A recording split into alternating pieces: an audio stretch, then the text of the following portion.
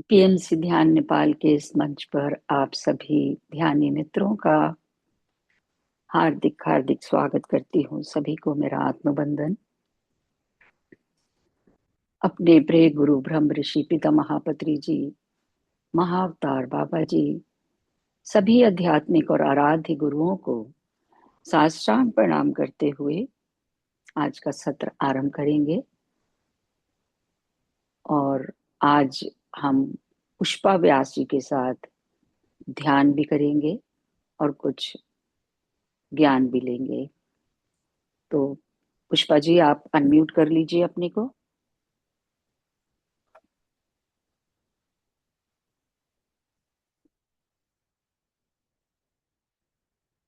Pushpa ji, unmute कर लीजिए। हो गया। मैं जय श्री कृष्णा। राधे राधे सभी को। राधे राधे। राधे मैं आज का ये दिन मेरे लिए इतना महत्वपूर्ण है, बताऊं मैं आपको क्या बोल नहीं सकती हूँ। और इसलिए आपका भी धन्यवाद देती हूँ, ध्यान नेपाल का भी धन्यवाद करती हूँ। माँ अवतार बाबा जी, तुका माई, नाग लक्ष्मी माता, जितने भी दिव्य संत हैं उन सभी को मैं धन्यवाद करती हूँ। उनसे यही गुजारिश करती हूँ कि आज के ध्यान और ज्ञान के अंदर आप अपनी उपस्थिति प्रदान करें और मेरा मार्गदर्शन करें, हम सभी का मार्गदर्शन करें, जिससे हमारी आत्म उन्नति हो। आदरणीय ध्यान नेपाल के सभी आत्माओं को मेरा कोटि कोटि प्रणाम। आज मैं आपके सामने भारतीय संत परंपरा की एक ऐसी अद्भुत, निर्भीक और दिव्य व्यक्ति के बारे में बोलने आई हूं, जिन्होंने अपने जीवन को यह सिद्ध कर दिया कि आत्मा की स्वतंत्रता, सत्य, ईश्वर प्रेम किसी भी सामाजिक बंधन से बड़ा है। आज के इस वक्तव्य में मैं आपको उनके जीवन, संघर्षों, आध्यात्मिक यात्रा, उनके वचन, साहित्य और कविता और व्यक्तित्व के बारे में विस्तार से बताऊंगी। वो सिर्फ संत ही नहीं थी माँ, वो तो साहित्यकार थी, कविता लिखती थी वो। आज भी कर्नाटक में संग्रह कार्यालय में उनकी सुनहरे अक्षरों में लिखी हुई है उनकी कविताएं और उनका जीवन चरित्र। उनका नाम है महादेवी। पहले इनका नाम माँ बाप ने महादेवी रखा था, माता पिता ने। बाद में किसी संत ने इसका नाम अक्का रखा। अक्का का मतलब है, कर्नाटक में अक्का को मतलब बड़ी बहन बोलते हैं, अक्का महादेवी।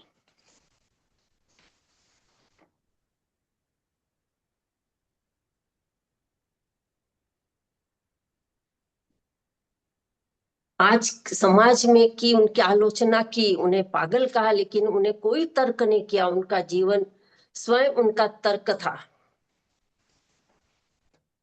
उनकी एक दो कविता बोलती हूं मैं, फिर बाद में चालू करेंगे।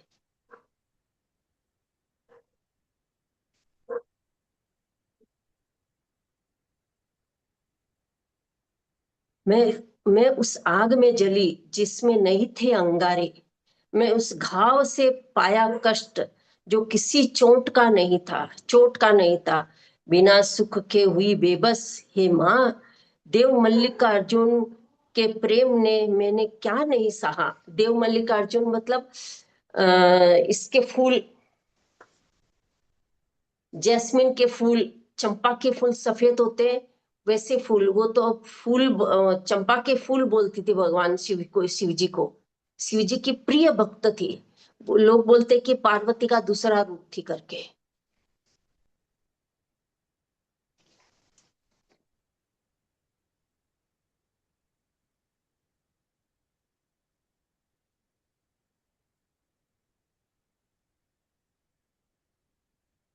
हे माँ, देखते देखते मूंद गई आंखें, सुनते सुनते खो गई सुध बुध।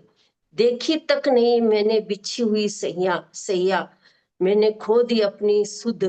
जाना नहीं देव मल्लिकार्जुन के मिलने का सुख। कितनी कविता, पूरी बुक भरी है मैम इस कविता से। मैम एक दो कविता बताइए, अब मैं आप उनके बारे में बोलती हूँ।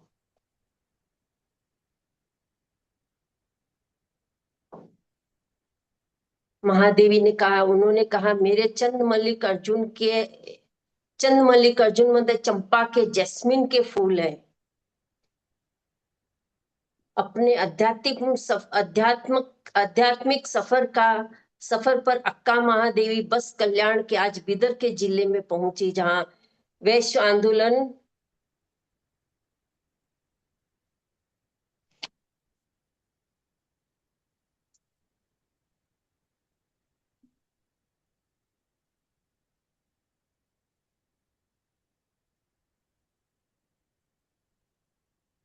कल्पना कीजिए 12वीं शताब्दी की मध्य युगीन वातावरण में बेहद सुंदर युक्ति। ये कर्नाटक जिले के शिमोगा के गांव के पास में है। गांव का नाम है तटुल्ली। उदितड़ी गांव का नाम है।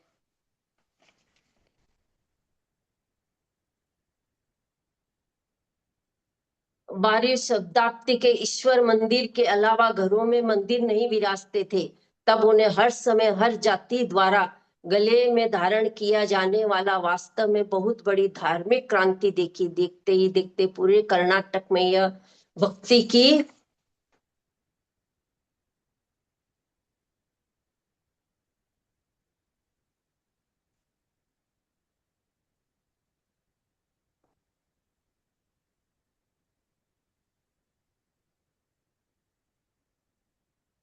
कुछ विद्वानों के अनुसार उनके माता पिता निर्मला शेट्टी और सुमिति दोनों भगवान शिव के भक्त थे। महज 10 वर्ष की उम्र में ही उन्हें शिवलिंग की पूजा की दीक्षा मिल गई थी, मतलब मल्लिका महादेवी मैम को।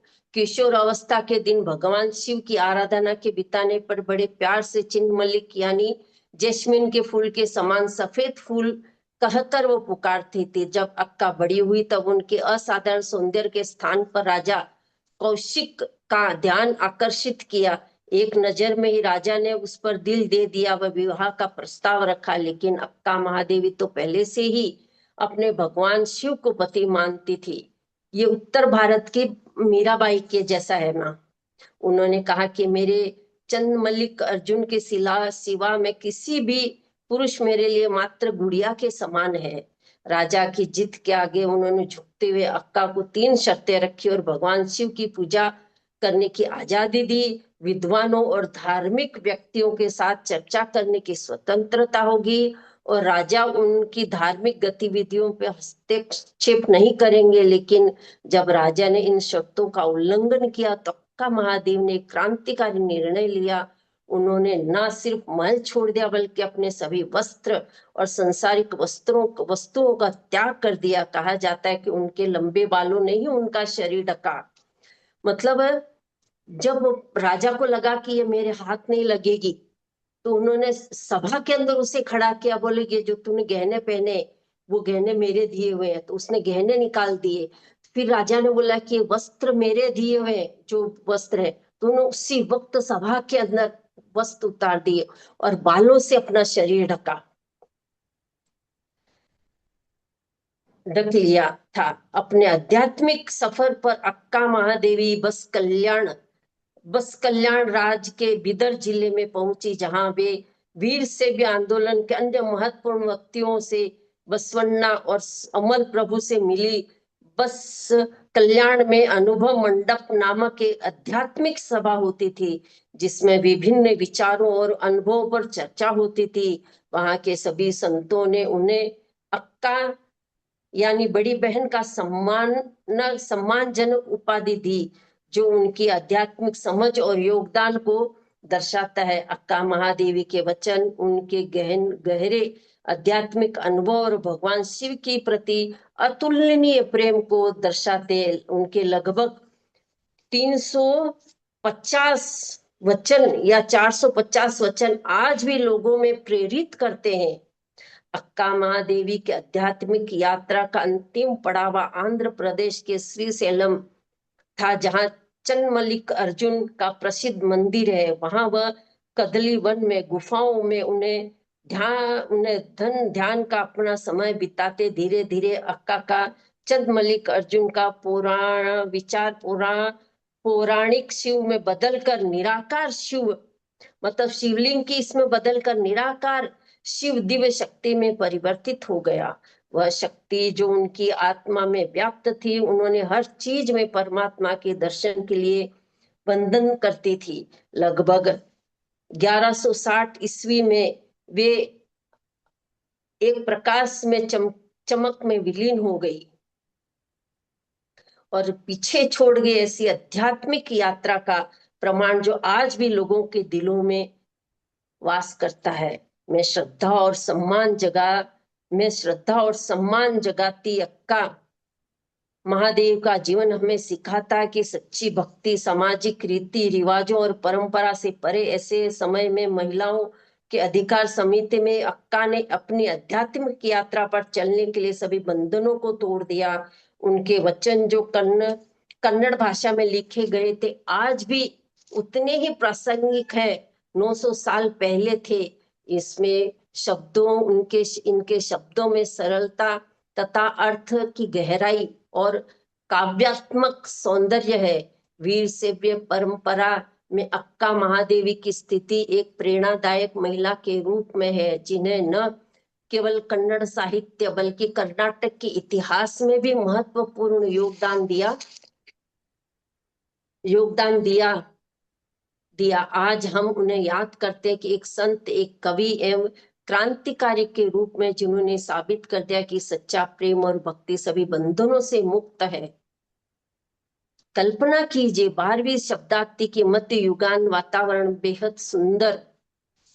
स्त्री अपने शरीर का एक एक वस्त्र उतार कर सड़कों पर निकल पड़ती। 800 किलोमीटर की लंबी यात्रा और कई पुरुषों से घृणित दृष्टि से गुजरती हुई वह जा पहुंची संतों के विशेष सभा में, जहां उनके दैहिक और मानसिक परीक्षा होने वाली है।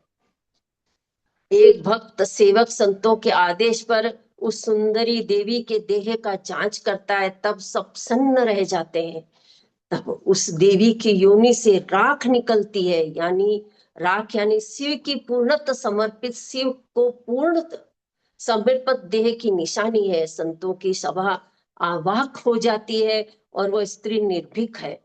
उसके हृदय में डर का रंच मात्र भी प्रवेश नहीं है। आखिर क्या है इसकी इस अप्रतिम निर्भीकता का रहस्य? क्या है जो उसे मुक्त कर रहा है संसार के हर चिंताओं से, दुखों से और अनहोनियों की आशंकाओं से? यह रहस्य है प्रेम, जिसका आधार चन्न मल्लिका अर्जुन महादेव की असीम भक्ति पर टिका हुआ है। यह कोई काल्पनिक नहीं बल्कि यह सत्य कथा है। कर्नाटक की महान आत्मा महादेव जी के अनन्य भक्त और अपने समकालीन के बड़े बड़े भक्तों की बड़ी बहन के नाम से विख्यात अक्का महादेवी जी की उन्होंने भगवान शिव को पति के रूप में चाहा, और जिनकी सुंदरता इस चाह की राह में अवरोध बनी, तो उन्होंने अपना वस्त्र उतार कर उस समाज के मुंह पर करारा थप्पड़ मार दिया। अक्का महादेवी को लोग दक्षिण भारत की मीराबाई कहते हैं, पर मैं मीराबाई को उत्तर भारत की अक्का कहता हूँ। और ऐसा आप भी उनकी जीवन कथा को सुनकर महसूस करने लगेंगे। तो अपने आंखों को एक करुण कथा को सुनकर निकले आंसुओं को पवित्र करने के लिए आपके अंतःकरण तक अवश्य सुनिएगा, अंतःकरण से अवश्य सुनिएगा। अब आइए कथा प्रारंभ करते हैं। 12वीं शताब्दी के पूर्वार्ध का समय था, जहाँ उत्तर भारत तुर्कों की गिरफ्त में था, आता जा रहा था। वही दक्षिण भारत अभी इस प्रभाव से काफी दूर तक अछूता ही था। राज्य में शांति थी और समाज में भेदभाव भी था। मंदिर में कई जातियों के लोग प्रवेश पर निषेध लगाए गए थे और सामाजिक संरचना ईश्वर को भी वह एक वर्ग विशेष तक सीमित कर रही थी। ब्राह्मणवाद चरम पर था, पर भक्ति की धारा तो किसी भी मनुष्य के हृदय में फूट सकती है। ईश्वर तो सबका है और उसे चाहने जानने का अधिकार भी सबको है। ऐसे ही समाज में क्रांति तो होनी ही थी और हुई भी। ब्राह्मणवाद के इस चरम अभिव्यक्ति के विरोध में एक ब्राह्मण उठकर खड़ा हुआ। खड़ा हुआ राजा का कोषाध्यक्ष, राजा का कोषाध्यक्ष और संपन्न परिवार का कुलीन ब्राह्मण बसवन्ना बसवन्ना ने अपना यज्ञोपवीत तोड़ दिया और शिव की भक्ति के निर्मल अग्नि में अपने मन को तपा कर वे जाति के भेद से ऊपर उठ गए। उन्होंने शरण नामक पूजा उपासना पद्धति का उपदेश दिया, जिससे किसी भी भक्त को मंदिर जाने की आवश्यकता ही नहीं थी, चाहे वह किसी भी जाति में आते हो।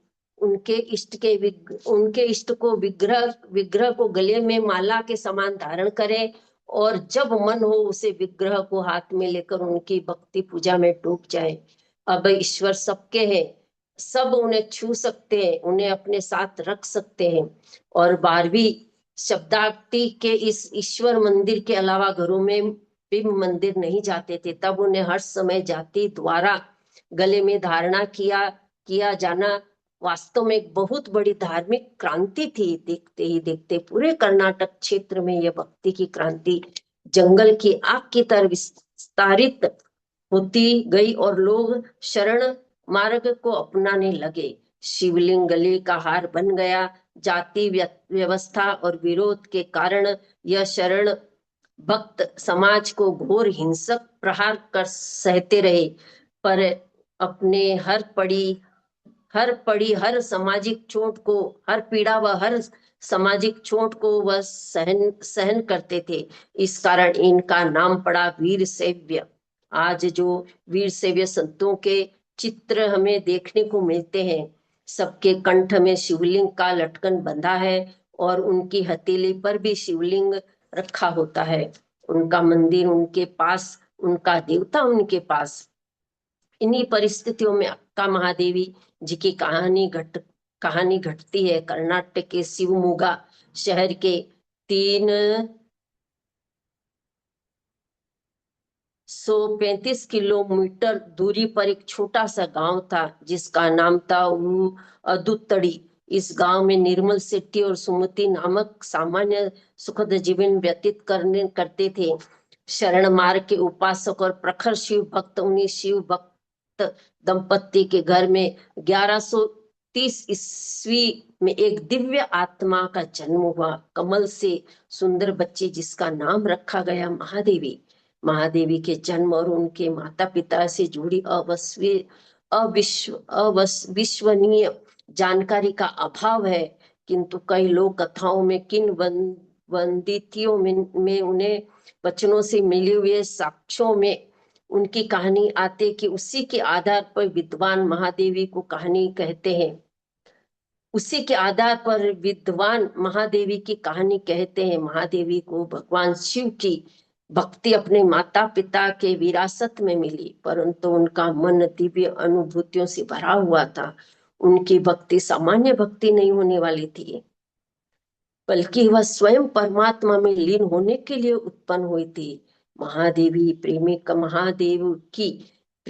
महादेवी, उनका यह जन्म उनके लिए ही है। पूर्व जन्म के पुण्य के प्रतिफल था मानो। उसकी एक कविता में जिसे वचन भी कहा जाता, महादेवी अपनी भावना व्यक्त करते हुए लिखती है, 1 नहीं 2 नहीं 3 नहीं 4 नहीं 84 लाख योनि से आई हूं मैं निकल कर।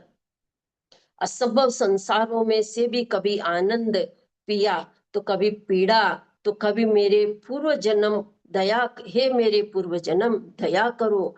आज के इस दिन और मल्लिका अर्जुन कई जन्मों के संचित पुण्य ने महादेवी की भक्ति को एक अलौकिक ऊंचाई प्रदान कर दी। जैसे जैसे उनकी उम्र बढ़ती जा रही थी, उनकी भक्ति भी प्रगाढ़ होती जा रही थी। सब स्त्रियां जहां मनचाहा पति पाने के लिए शिव की पूजा करती थी, वहां महादेवी स्वयं को अपना पति मानकर पूजा करने लगी। भगवान श्री कृष्ण को तो कई भक्त पति मानकर पूजते हैं, पर महादेव जिन्हें महादेवी चिन्ह मल्लिक अर्जुन कहकर संबोधित करती है, उनके प्रति वह प्रगाढ़ प्रेम भाव से भक्ति बहुत कम भक्तों ने की है।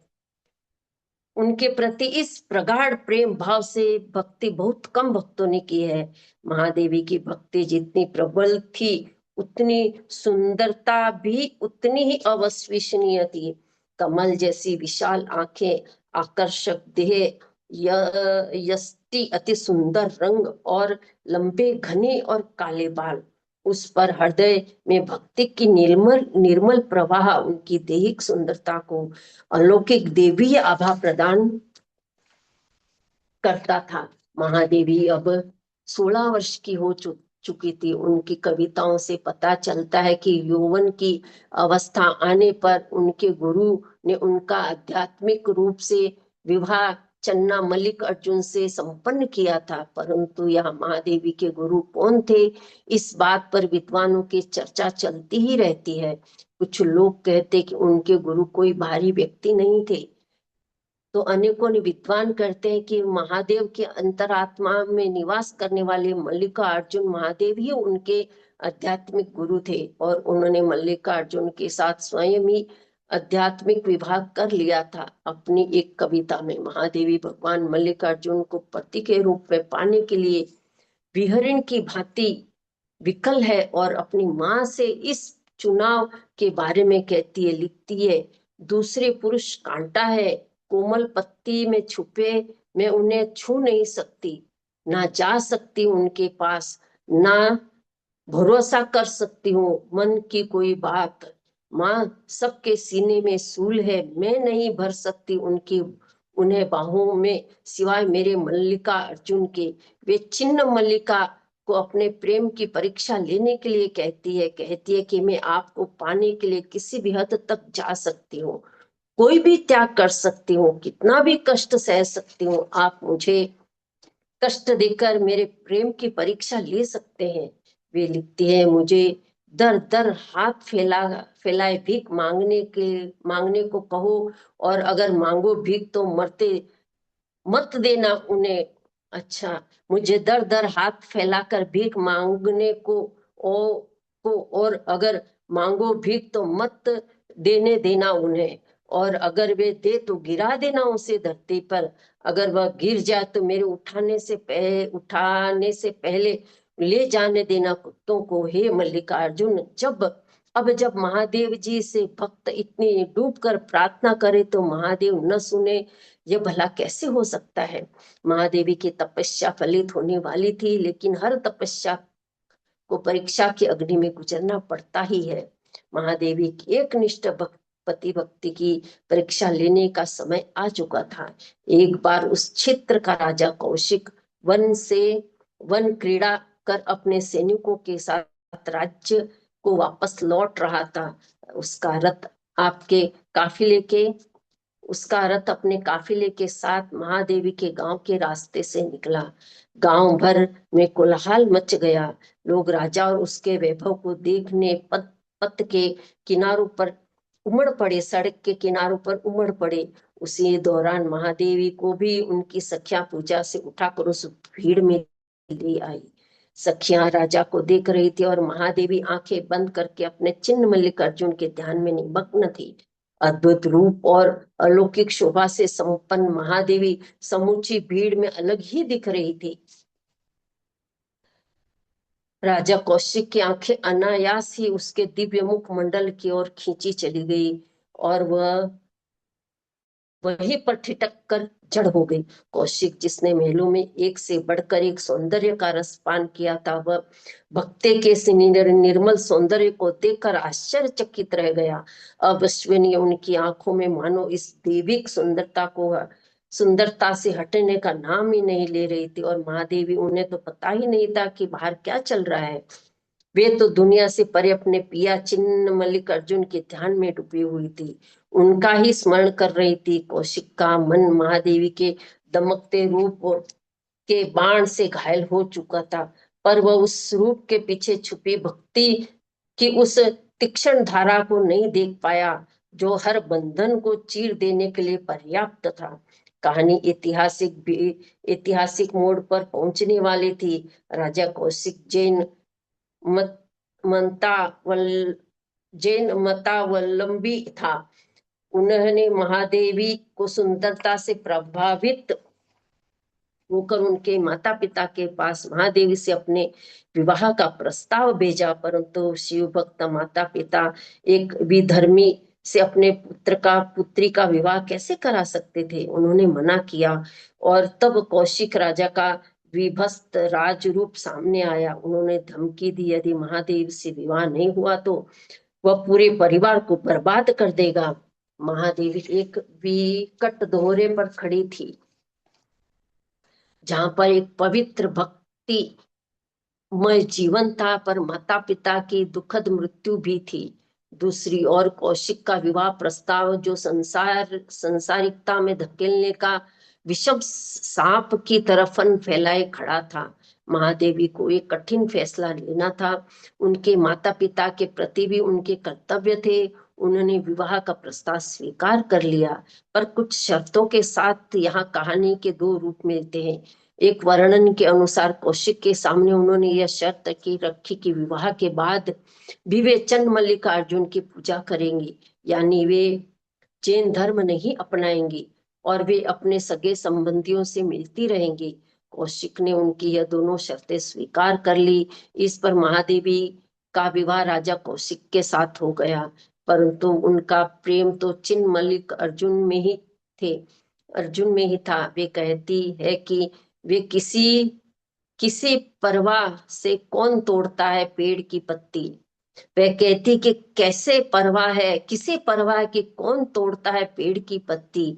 एक बार फल टूट जाने के बाद किसे परवाह है कौन जोतता है जमीन। त्याग दी जो तुमने, किसे परवाह है कौन सोता है उस स्त्री के साथ जो तुमने एक बार प्रभु को जान लेने के बाद किसे परवाह है। कुत्ते खाते हैं इस देह को या गलती है पानी में। इस प्रकार उन्हें कौशिक से विवाह कर लिया, परंतु कहते हैं कि एक बार जब वो स्नान करके शिव की पूजा कर रही थी, तब उसके सद्य संतारूप को देखकर कौशिक अपने वश में न रहा। उसका मन काम विकार से भर गया। वह महादेवी के पास जाकर उनके पास काम पूर्वक चेष्टा करने लगा, तो उसी दौरान उन्होंने महादेवी के वस्त्र उगाड़ दिए। तब महादेवी बड़ी क्रोधित हुई। उन्होंने कहा कि तुमने अपना शर्त तोड़ा है। तब कौशिक ने कहा कि तुम्हारे ये वस्त्र आभूषण सब मेरे दिए हुए, मैं तुम्हारा राजा हूँ, मैं जो कहूंगा वही करोगी। और तब महादेवी ने की अंतरात्मा जागृत हुई। उन्होंने कहा कि तुम्हें इस वस्त्र आभूषणों का अभिमान है तो ये लो। उन्हें उसी वक्त वो उतार देती है, और फिर उन्होंने अपने सारे वस्त्र आभूषण उतार दिए। उनके बाल बहुत लंबे थे। उन्होंने अपने शरीर को, अंगों को बालों से ढक लिया और फिर महल छोड़ करके सड़कों पर निकल पड़ी। वहीं दूसरी कथा है जो उनके अनुसार उनका विवाह कौशिक से न हुआ, बल्कि वह कौशिक विवाह का प्रस्ताव लेकर गया था। कहा कि मैं तुम्हारे माता पिता को बर्बाद कर दूंगा। कान में धीरे से कहा मैं तुमसे विवाह कर लूंगी, परंतु मैं बदले में, म्हणजे धीरे से पहले उन्होंने आपस में बात करी थी, संसारिक त्याग करती हूँ। और उसी समय उसने अपने सारे कपड़े उतार दिए। लोगों के दिखते दिखते शरीर के बालों को ढककर नए पथ पर निकल पड़ी। 12वीं शब्दाब्दी को छोड़िए, यदि आज भी कोई स्त्री इस तरह अपने वस्त्र को त्याग करके सड़कों पर भक्ति पूर्वक निकल पड़े, तो लोगों के लिए शायद आज भी यह सुपाच्य नहीं होगा। और वह तो है 12वीं सदी की बात, के समय की बात। लोग उस समय प्रश्नों की झड़ी लगा देते थे, तुमने अपने वस्त्र का त्याग क्यों किया। तो वे कहते हैं झेप जाते हैं लोग, पुरुष हो या स्त्री, खिसक जाए यदि शर्म से ढके उनका अधो वस्त्र व्याप्त हो। जब जीव जगत में बिन मुख का प्रभु किसको करोगे तुम। शर्म समस्त जगत जब आंख है प्रभु की देखती हुई, सब कुछ छिपाओगे क्या ढकोगे क्या। इस प्रकार उन्होंने अपने वस्त्रों का त्याग करके महलों से दूर एक नए सड़क पर, नए मार्ग पर प्रस्थान किया। यह मार्ग था पूर्ण भक्ति का। उस समय बसवन्ना ने बिदर के कल्याण के एक अनुभव मंडप बनाया था, जहां पर कई संत आकर वहां ज्ञान की चर्चा किया करते थे। और उस मंडप के अध्यक्ष थे प्रभु देवा। अध्यक्ष ने अलम्मा भी कहा जाता है, अध्यक्ष को अल्लम्मा भी कहा जाता है, इसलिए उन्हें अल्लम्मा प्रभु के नाम से भी जाना जाता है।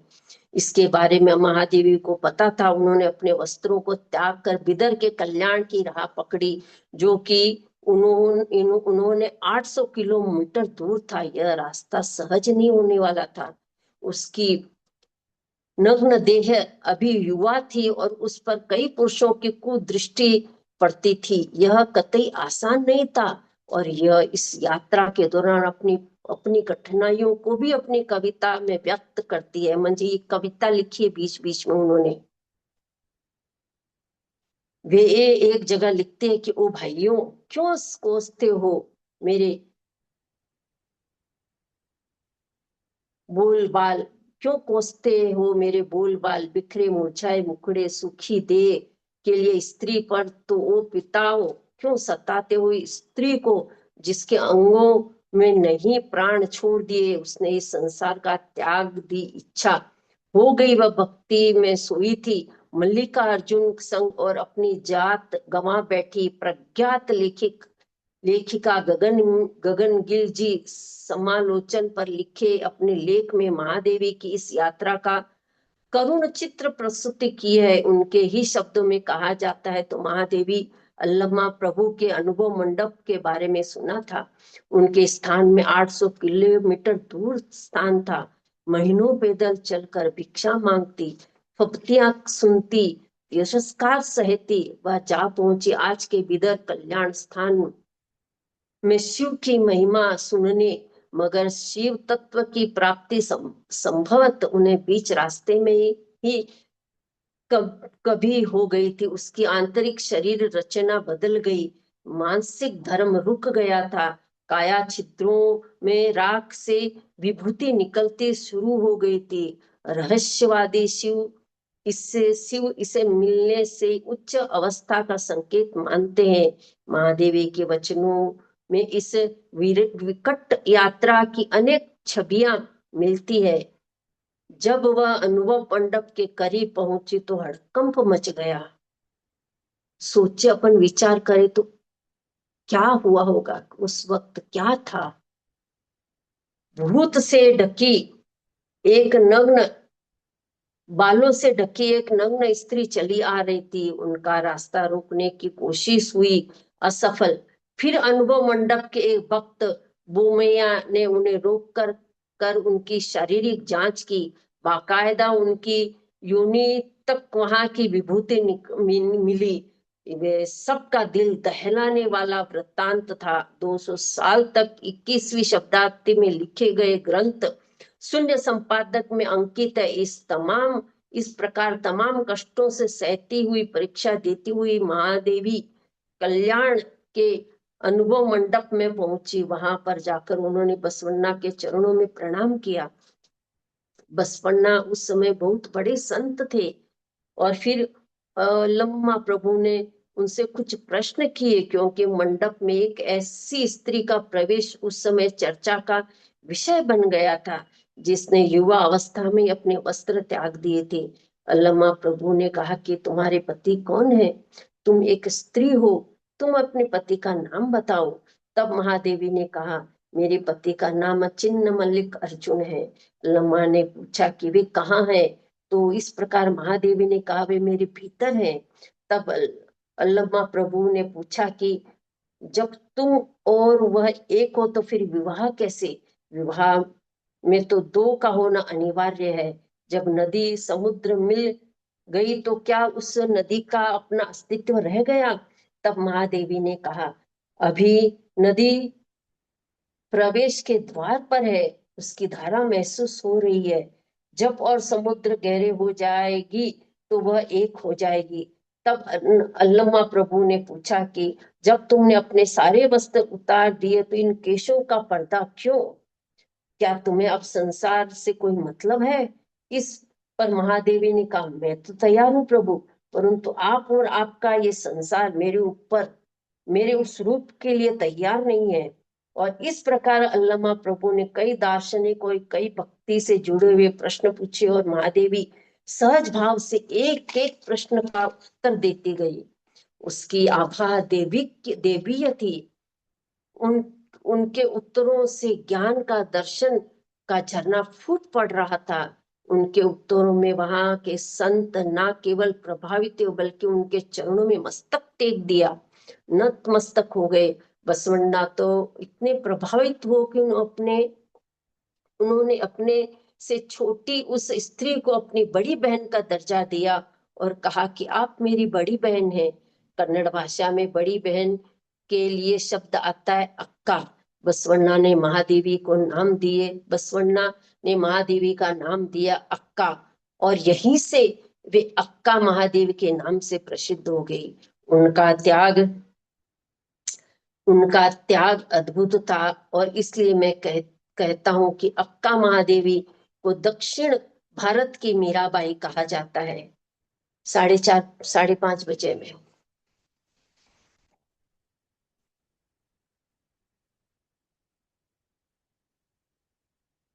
अब हम अक्का महादेवी की ऊर्जा से जुड़कर पूरी तरह से ध्यान में रम जाएंगे। उनके जो जो शब्द मैंने बोले उन पर ध्यान करते जाए, सोचते जाए और ध्यान करते जाए गहराई में।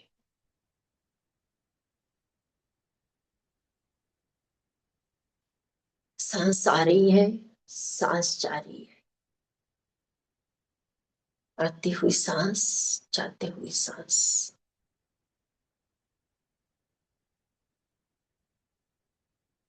क्या भारत भूमि थी, क्या भारत भूमि है। कैसे ऐसे दिव्य महासंतों का प्रकट होना कोई सहज बात नहीं है।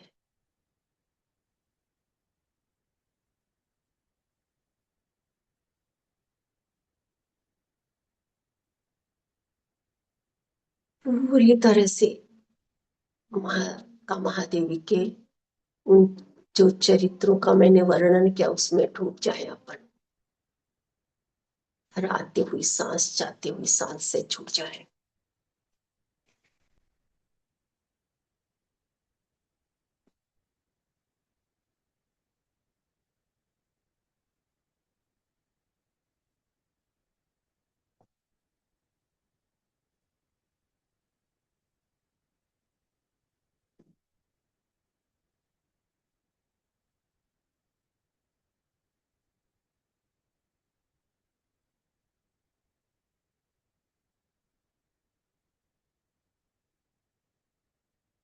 शिव के परमात्मा के भक्त तो कई सुने,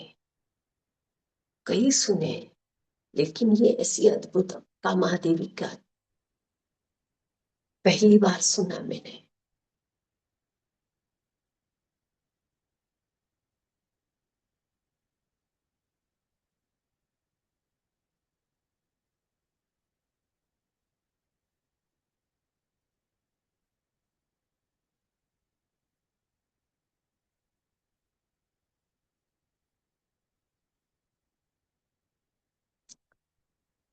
पूरी तरह का की ऊर्जा के साथ, का महादेव की ऊर्जा के साथ जुड़ जाए मास्टर्स प्लीज।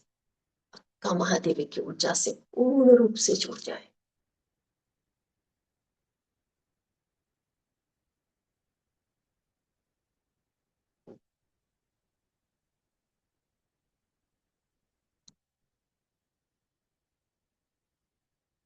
उनके शरीर से कैसे भभूति निकलती है।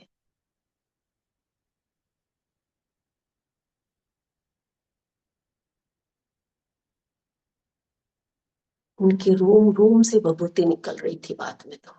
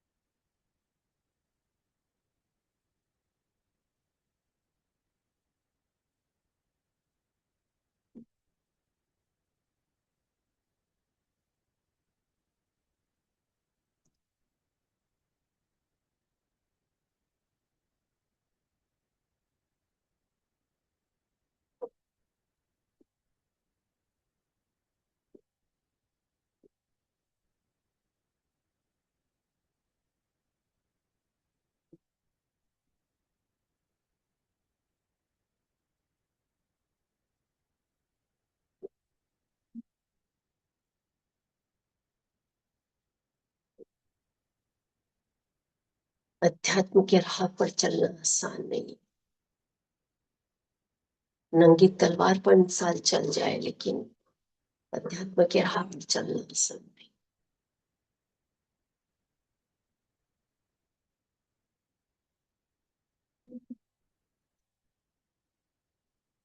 पूरी तरह सांसों के साथ एक हो जाए मास्टर्स।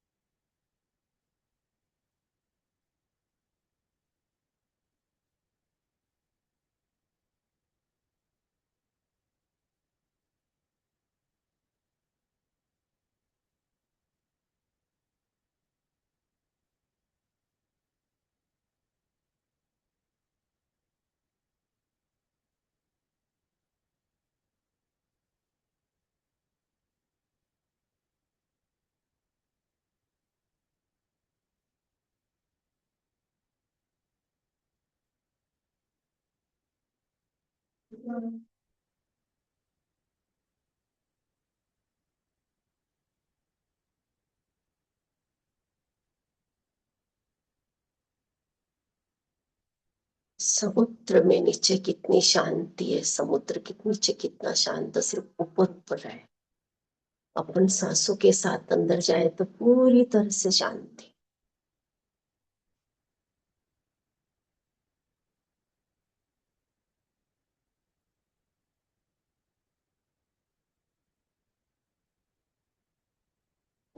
सांसों के साथ ब्रह्मांड की दिव्य संतों की देवी ऊर्जा अंदर जा रही है सांसों के साथ।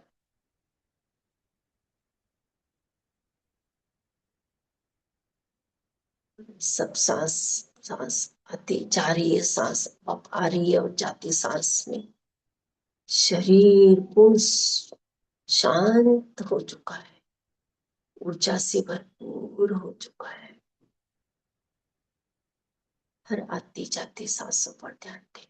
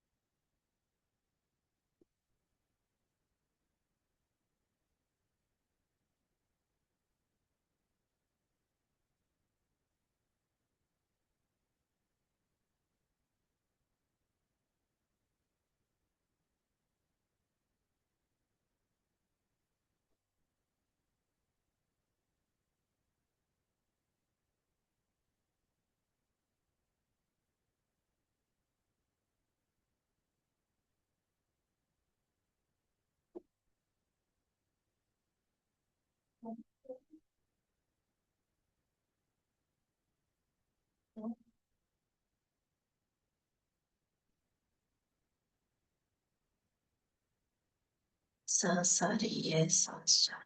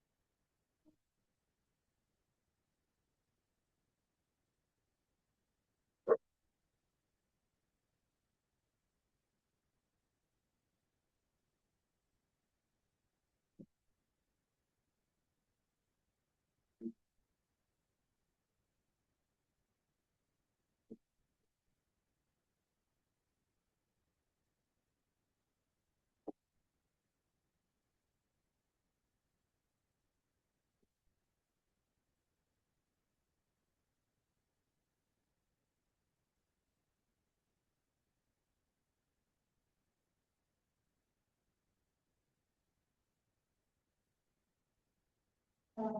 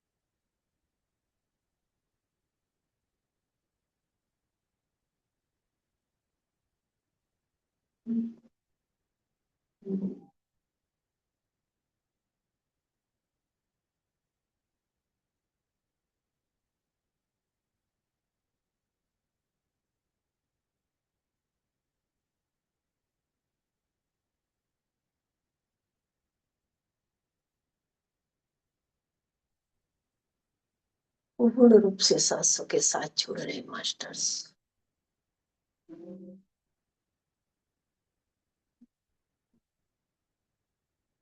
आती हुई सांस, जाती हुई सांस।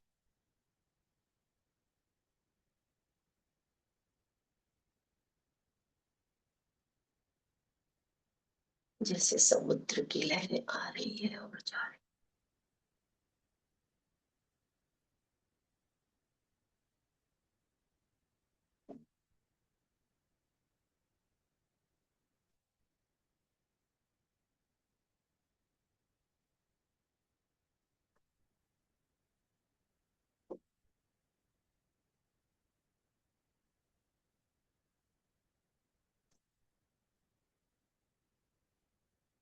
आकाश में बादल आ रहे हैं और जा रहे हैं।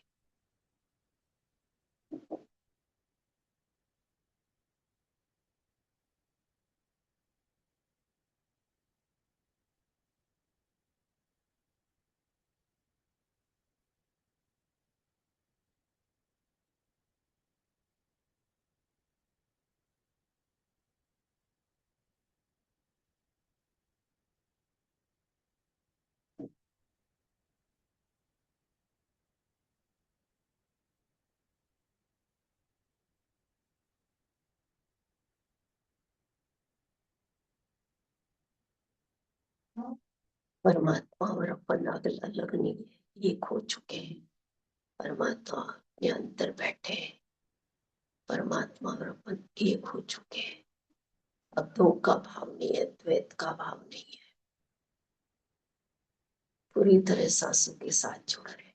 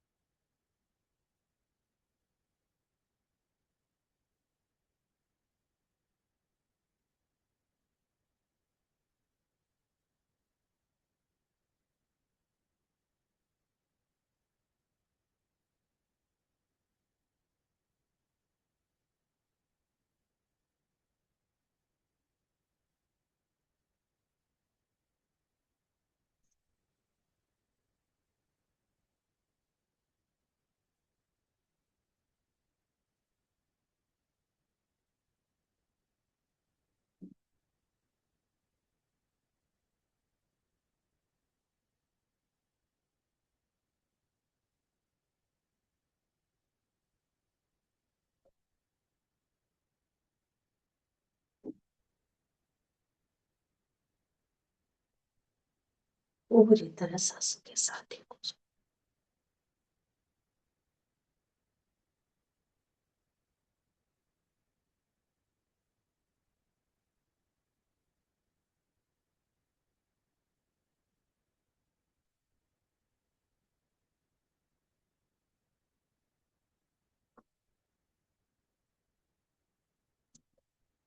द्वैत का भाव ही मिट गया है।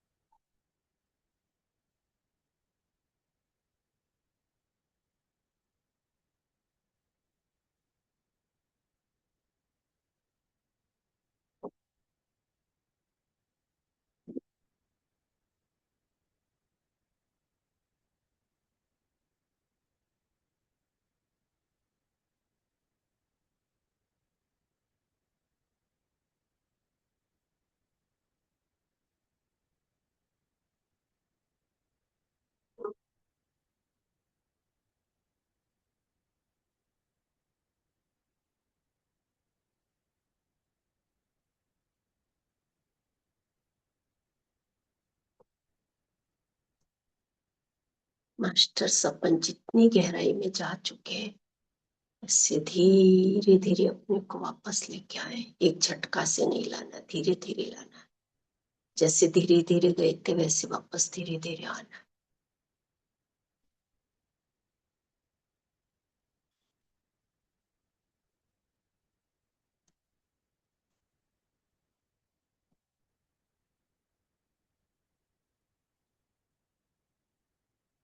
अपने सांसों को अनुभव कीजिए।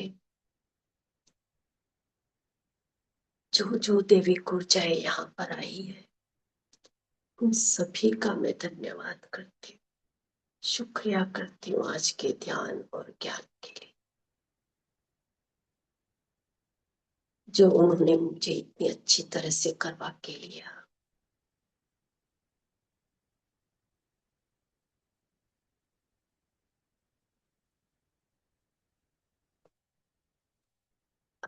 माँ देवी, आपका चरित्र में थोड़ा पढ़ सकी हूँ। इतना आसान नहीं था पढ़ना भी मेरे लिए, इसलिए आपका भी बहुत बहुत धन्यवाद, बहुत बहुत धन्यवाद।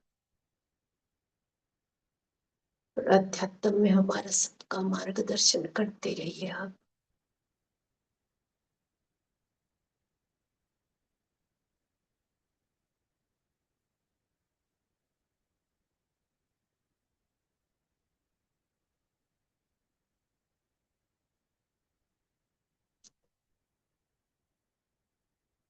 आप सबने तो कितना कष्ट सहा है, लेकिन पितामह पत्री जी ने तो हमको थाली परोस के दी है।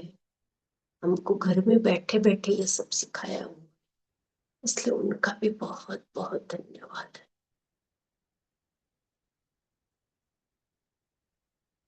जितने भी दिव्य महान श्रेष्ठ आत्माएं आई, उन सभी का मैं धन्यवाद करती हूँ, धन्यवाद करती हूँ, शुक्रिया करती हूँ आज के ध्यान ज्ञान के लिए।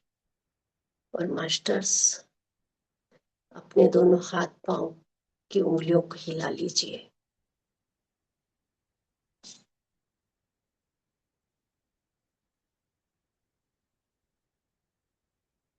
अब यही विचार करें, हम देवी ऊर्जाओं से पूर्ण रूप से जुड़े हुए हैं। महाअवतार बाबा जी की ऊर्जा से पूर्ण रूप से जुड़े हुए हैं।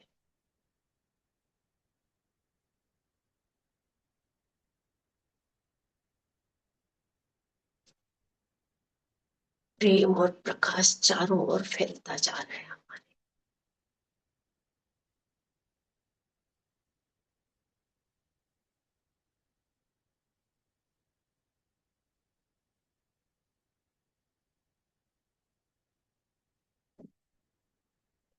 जितना फैल रहा है, जिस जिसको प्रेम और प्रकाश की जरूरत है, वहां वहां ये सब प्रेम और प्रकाश फैलता जा रहा है हमारे से। और वापस कई गुना लौट के वापस हमारे पास आ रहा है।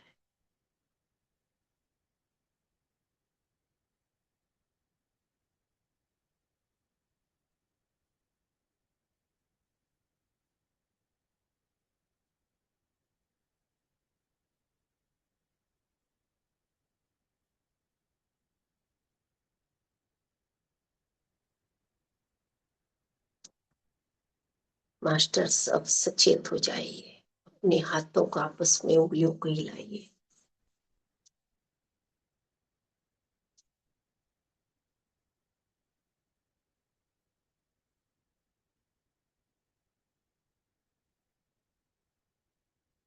यही विचार करते रहेगा, परमात्मा की ऊर्जा से पूर्ण रूप से जुड़े हुए हैं और जुड़े हुए रहेंगे।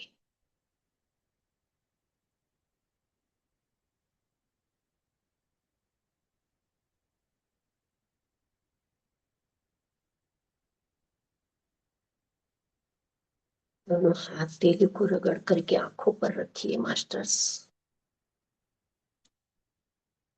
5 4 3 2 1 0। अब धीरे धीरे हथेली में आंखें खोल करके सबका धन्यवाद करते हुए आंखें खोले।